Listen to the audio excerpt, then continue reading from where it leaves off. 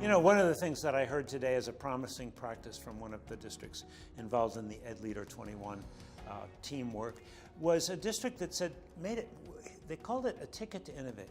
They said to every teacher, you make a commitment to try one new thing and we're going to take one thing off your plate, whether it's a meeting or some kind of bureaucratic commitment. I just was impressed by that. The other thing that I saw that was most interesting to me was a school district that really went out in search of the teachers that were really skilled at creating effective project-based learning experiences for students, and then giving them time to become coaches of other teachers, while at the same time continuing to develop their capacities.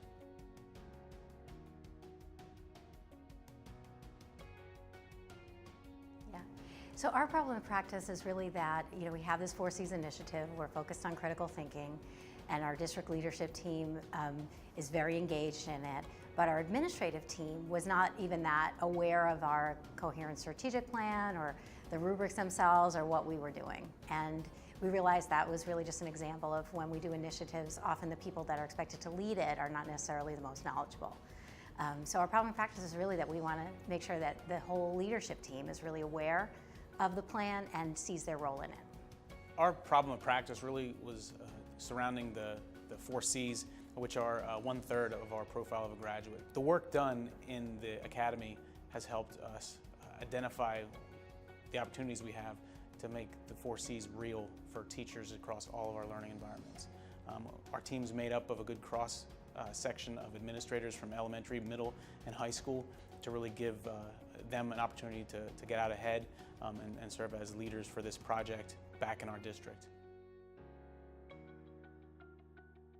So within the Leadership Academy experience that started last August here with Ed Leader 21, one of the very illuminating experiences was the leadership styles inventory that the team participated in.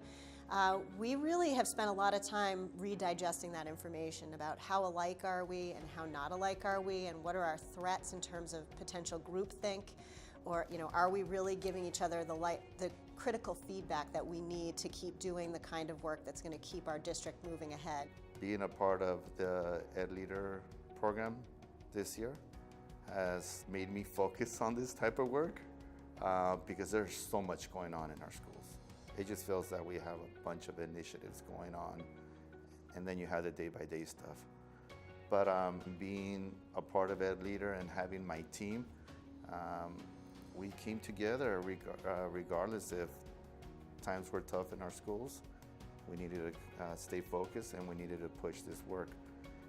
And the reason we're pushing this work, it's not just because we're part of this cohort, but it's also because it's important work.